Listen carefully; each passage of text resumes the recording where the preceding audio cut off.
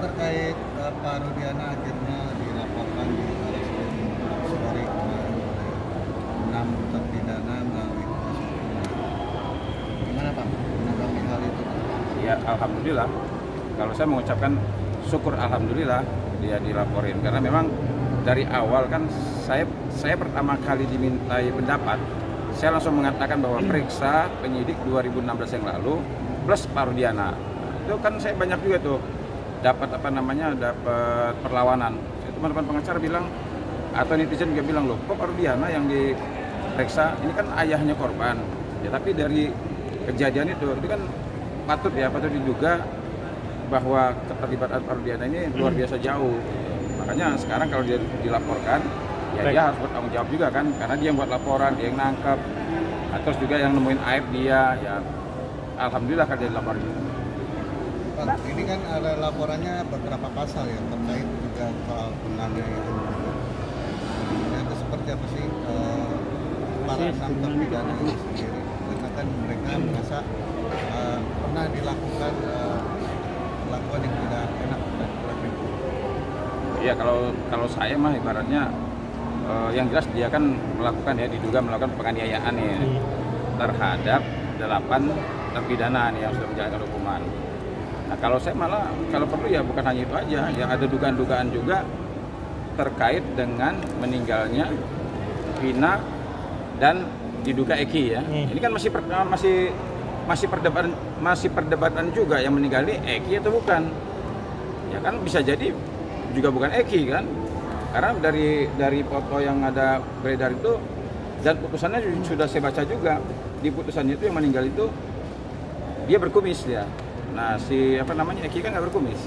Jadi bisa juga dia dimasukin pasal yang siapa tahu kan, dugaan ternyata dia juga ada keterlibatan dengan meninggalnya Vina dan yang diduga dengan Eki, bisa juga kan.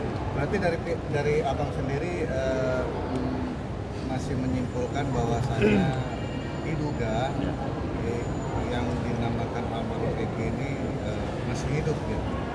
Kalau saya meyakini Eki masih hidup. Ini kan keyakinan ya. Karena foto yang beredar itu sama putusan sudah saya baca. Putusannya itu sama ciri-cirinya yang difoto. Jadi gambaran wajahnya, terus dia berkumis dikit, itu artinya cocok lah. Nah sekarang kalau foto Eki kita samakan dengan foto korban yang ada, itu jauh beda. Apalagi kemarin itu sebenarnya saya pengen kasih semacam sayembara lah. Pengen ada orang yang videoin makamnya, tapi ternyata saya dengar dapat kabar ternyata makam Eki itu dipoto nggak boleh, direkam juga nggak boleh, karena ada kabar kan katanya makam Eki itu tidak terawat, berarti tidak pernah ada yang berkunjung atau datang atau bersih dan lain sebagainya, artinya nggak dirawat lah. Nah kalau nggak dirawat berarti kan tidak ada keluarganya kan.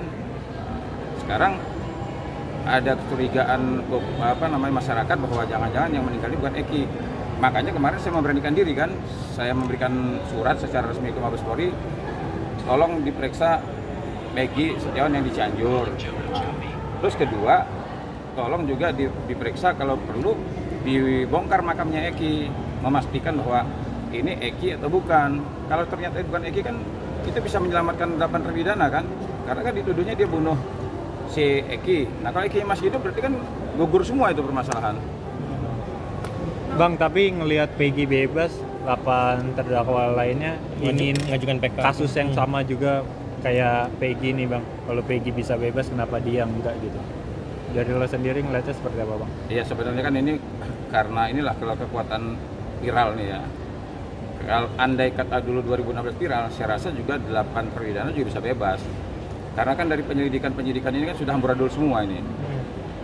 Laporannya nggak jelas, penyidikannya nggak jelas semua.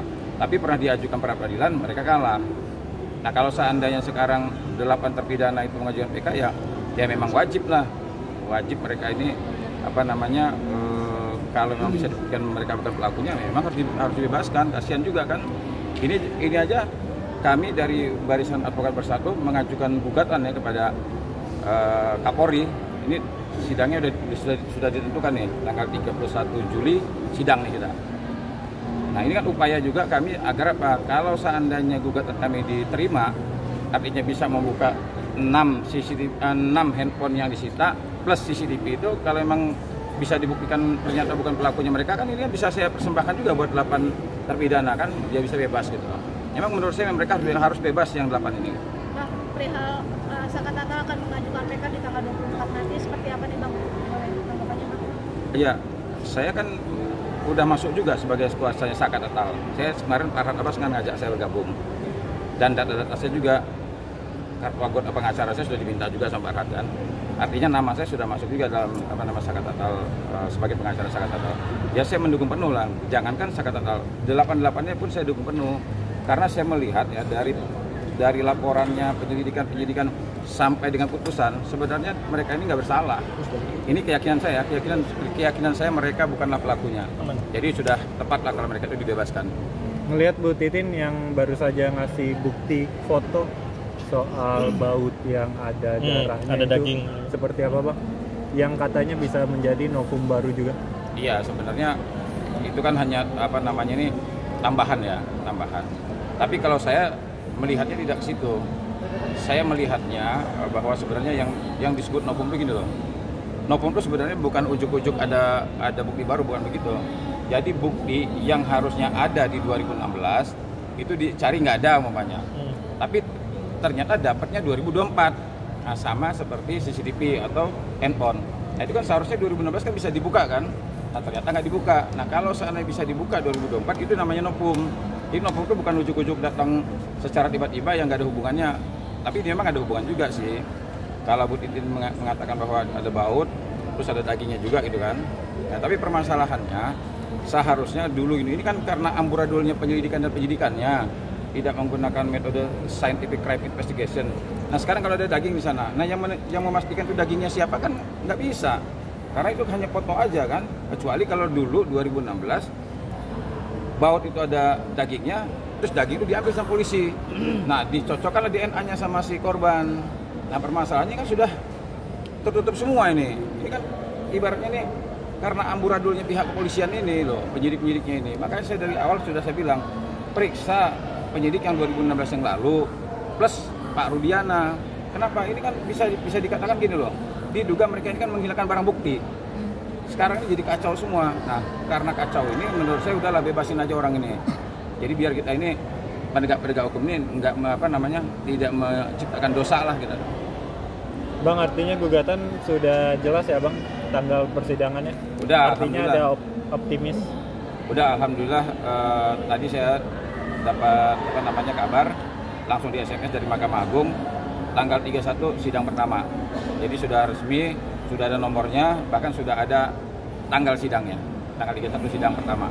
Apa aja mungkin Bang yang disiapkan? Ya yang saya persiapkan pertama putusan pengadilan ya. Yang kedua, saya juga sudah komunikasi dengan Bang Reza Indragiri.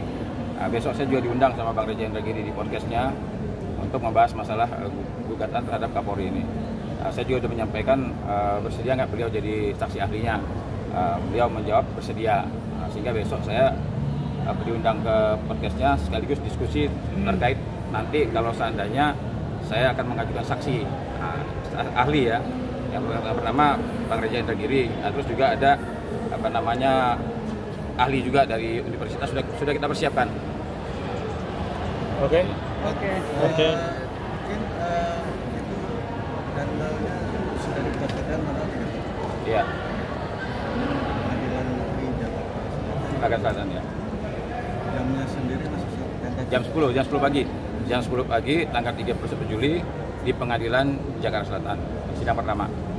Alasan gugat itu awalnya seperti apa? Ya alasannya ini perbuatan melawan hukum ya. Ini perihal gugatan melawan hukum. Kenapa? Karena ada CCTV dan handphone yang harusnya dibuka. Ya. Ini kok tidak dibuka. Nah kami menganggap ini adalah perbuatan melawan hukum. Ya. Bang, pernyataan dari kemarin pihak lawyer dari Pak Rasman. bukan dari pihak terpidana 6 ini menyatakan bahwasannya ada CCTV di salah satu supermarket di sekolah itu. Apakah itu yang ingin abang minta? Iya. CCTV ini? Iya, itu CCTV itu kan didapatkan. Makanya saya heran kalau CCTV itu kan tidak ada hubungan dengan kejahatan kan. Kalau handphone oke lah, dianggap mungkin ini sebagai alat melakukan kejahatan. Tapi itu kan mesti diuji juga isinya, apakah ini benar-benar digunakan untuk melakukan kejahatan atau tidak. Nah kalau CCTV kan nggak ada hubungannya sama sekali. Digunakan buat kejahatan enggak, hasil dari kejahatan enggak, dipersiapkan untuk melakukan kejahatan enggak. Artinya CCTV nggak ada hubungan sama sekali. Disitanya juga dari minimarket. Harusnya kan ketika ini diambil kan dipergunakan untuk mengungkapkan kebenaran. Lah ini ngapain 8 tahun dipegang-pegang aja, handphonenya dipegang-pegang aja, terus juga CCTV-nya dipegang-pegang aja. Dan itu ternyata bukannya tidak bisa dibuka, belum dibuka. Nah sekarang saatnya lah kalau memang pihak polisian mau mengungkapkan kebenaran dan juga hakim ini, terutama hakim nih. Kalau hakim pengen tahu penasaran apa yang terjadi 2016, kabulkan aja gugatan kami. Ngomongin soal hakim, kemarin sudah ada pihak yang melaporkan hakimnya minta penyidik dengan hasil putusan akhirnya PGI. Ya ini kan apa namanya, Rasman ini kan ibaratnya ya, saya berulang-ulang kali mengatakan ini kan Rasman ini senang ibaratnya kalau suara itu suaranya hanya sampai 3, Rasman ini kan senang suaranya itu jadi 9 gitu. Nah kalau Rasman melaporkan ini ke KY terkait putusan Iman Sulaiman, ya saya juga udah nggak heran gitu kan. Apalagi sekarang ribut lagi sama Farhad lagi kan. Sebenarnya saya sangat menyayangkan ya, saya menyayangkan gini loh. Kalau menurut saya begini, ketika kita diundang di televisi ya, apalagi acaranya live, gunakanlah kesempatan yang baik itu untuk apa? Untuk memberikan pemahaman, pendidikan hukum kepada masyarakat. Bukan gontok-gontokan seperti ini, kan ini sama-sama advokat. Satu advokat terkenal, satu advokat terkenal juga. Nah cuma dua-duanya ya menurut saya, ya mungkin Farhad dalam hal ini agak slow dia. Nah cuma teman kita Pak Rasman ini kok tidak menjaga harkat dan martabat sebagai penegak hukum gitu. Harusnya dia lebih mempergunakan waktunya untuk memberikan pendidikan dan pemahaman hukum gitu. Oke. Oke, Mantap.